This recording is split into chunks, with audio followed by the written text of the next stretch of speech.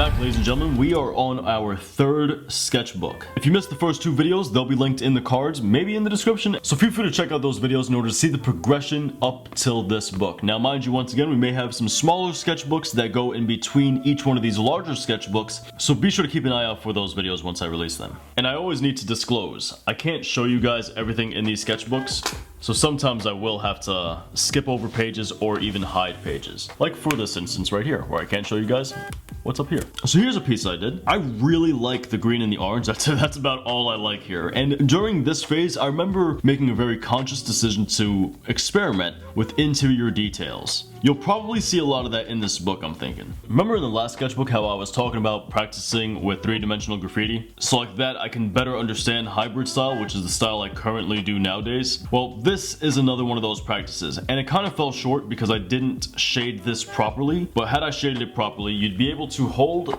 the book at a 90-degree angle. And when you did this, things would kind of pop up on their own. Dame at this time also was becoming like really large, and I think I was just exposed to his work. And I was thinking about how Dame's style can be applied to Odith's style, and how two-dimensional graffiti structures can be applied to both of those. And you'll see that on the M. It didn't really happen too much on the R or the I, but it happened on the M. And by the way, the R is backwards, and it's not good. It's not good. Here's a piece I did where I love the colors on this. Like the colors on this look great. The piece still isn't all that amazing, you know, like I still need a lot of work, a lot of refining, but the colors are cool. I like those. I probably should have colored the 3D. I don't know why I didn't. Once again, experimenting with interior details. This right here is another sketch of me trying to understand how two-dimensional graffiti structures can be applied to either Odith's style, when you bend the page like so, or like this. So that's what this was all about. Here's another piece, didn't really go far. It's kind of me expanding on what I did here. It's kind of like the similar thing going on, just simplified. I don't know why the hell my eye is a banana, but whatever. I'm not gonna look too deep into it. I like this drawing. This was done with like watercolor pencil, I think. Like all of this was done with watercolor pencil, which I probably shouldn't have outlined it and then applied the water, because then I got leakage like that. Here's a drawing of Venom, still practicing for comic book school. Here's another piece I did, which is not good at all. And here's kind of me expanding on those ideas, which once again, not the best ideas. And here we're experimenting with exterior detail, in this case the key line, being the outline around the outline. Practice for more comic book stuff. There's a lot of practice that happens off of these books. Like I had other sketchbooks that were solely for practicing specific things, and you guys aren't seeing a lot of that in these. You guys are seeing more so the results. Here's a pretty cool sketch, at least I thought so back in the day. You had a staircase, and on the staircase there's no girl here, but in the mirror on the wall there's a girl, and it's kind of like an infinite mirror. So you'll see that, you know, I didn't get to sketching it there, but she's supposed to be there, she's supposed to be there, and she's never here in reality. Ooh, trippy. Here's an image I expanded on from one of my earlier sketchbooks. I think it was sketchbook number 1, where I had a demon and a girl. This is an expansion on that idea. We have Mess from PFE, who hit my book. We have more eyeball drawings. And honestly, this is gonna bring us down to the sketchbook. All the rest of this book is pretty much hand style practice, throw up practice, and stuff I cannot show you guys, unfortunately. So that's gonna bring us to the end of this book. So let's grab another one, just because this is so short. This sketchbook right here takes place at the same time as the sketchbook we just looked at. And here I was working a lot with kind of just regular two-dimensional graffiti, the structure, extensions, as well as more realistic stuff and illusions at the same time. What you guys aren't seeing in these two sketchbooks is that I'm also practicing just black and white pieces for the sake of letter structure. I did a 10-year letter structure study where I used absolutely no colors on these pieces, and that was the majority of my work. Unfortunately, I don't have a lot of these. I was not a fan of this piece. I don't know if you can tell by me writing this sucks and then someone else writing wow this sucks and someone else writing no this doesn't. I don't know what's going on over here. I have no clue what all this is about. For example, like, why is there a heart stabbed with a Prisma marker? I couldn't tell you.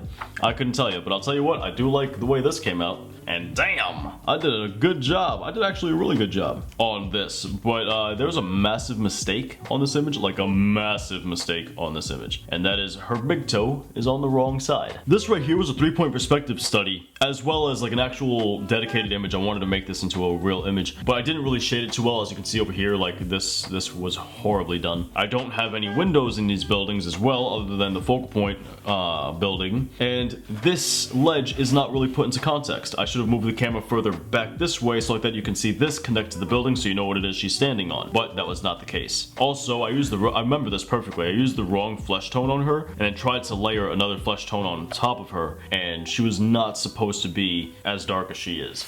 My skin used to be this dark. My skin's like really gray now. My skin used to be like really dark.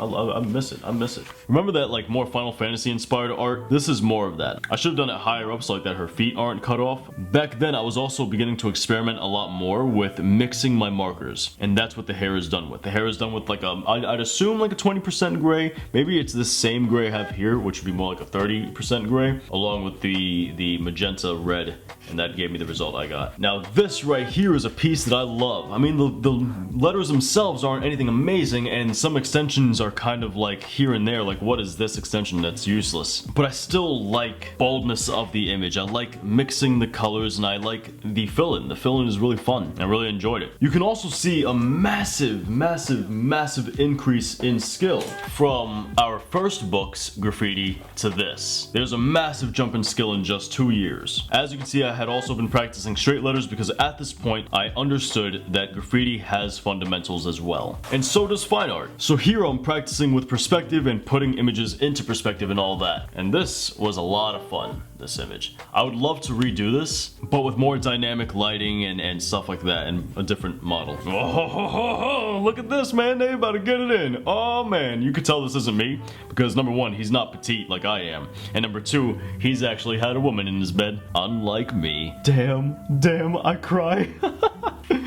And the perspective is, oh my goodness, the perspective is wrong on this picture. Ain't that the truth? This was done for art class, where we had to take like a fairy tale or something like that and then just kind of recreate it in a new age way. So I have, you know, the cat or the rabbit, I forget, who's always like, oh my god, time is up. We gotta hurry now. I got Alice in Wonderland. I don't know why she got her mouth cut, but she did, and that's her. And then I got the Mad Hatter, and he's a ticking time bomb. He's got that bomb in his hat, and his eyes are like, tick tock, motherfucker, you running out of time. I don't know why the back of his mouth is a spider, and his spider mouth has a mouth of its own that has the caterpillar coming out of it. I don't know. Maybe I was joining the caterpillar a little bit too much with some of his hookah. And then I got Cheshire the cat, who does not look friendly. If I were to see that, oh my goodness, I'd be gone. Here is probably one of my favorite pieces of all time. I just like the combination of blue and gray, to be honest. I love blue and gray. They look great together. Simple as that. And I like that G. That G is baller as hell. Here's a different piece where I'm kind of stepping away from the style of the previous piece and kind of like getting into something else. As you can see, I've already been using the name Dr. Grimm. This was a dope image. And dope in the sense that I just enjoy doing it. There's nothing like inherently, I mean, maybe you guys like it, I don't know, but I really enjoy doing this. Because not only was I mixing my markers together to come up with new colors, kind of like this brown and blue mixing to give me this, and then the blue and the brown in order to give me this. But also, this is just a crazy image. Like, the dude has a monster for a chest and a stomach, and a skull for a head with arms coming out of like a void. And then what the hell is this growth? Or this for that matter. I don't know, but he's got it. This was also for a school assignment. I like this. I like this. Here we got some perspective study. I was learning how to draw tiles and other such things in perspective to be all the same size. And it was kind of working out. I don't know why I stopped, but I must have had a reason for it. Here I tried to draw Spider-Man and failed miserably. Like, what is that sassy hand? Spider-Man's like, hey. He's DJing or some shit. I don't know what he's doing, but it ain't fucking anything spider-like. Here's a sketch from username Vice, again in all pen. Thanks, man. Thanks for making me feel like crap, even now. Holy hell, that thing is cool. Oh, we got more sketches from username Vice? No way. Here we got another straight letter from my homie Soko, and then we got ourselves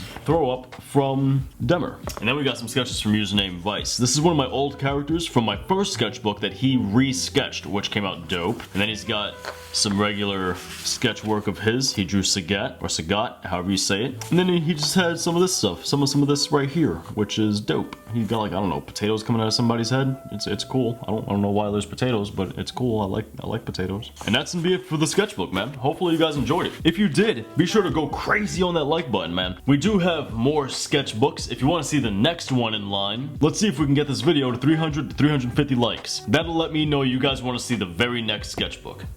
For those of you guys who are new here, we come out with weekly art content. It could be graffiti, maybe it's a pencil sketch of a figure drawing, or maybe it's an oil painting. I don't know. But hey, if you're interested, be sure to subscribe. Also, I want to let you guys know we stream 5 days a week over on Twitch. It's a lot of fun. It's a whole lot of fun. So if you want to interact with me, if you want to get to know me a little bit better, if you want to just hang out and talk to me one-on-one, Twitch is the place to do it. Be sure to head down to the description for that. As always, I want to thank you guys for watching. I'll see you guys next time, but until then, peace.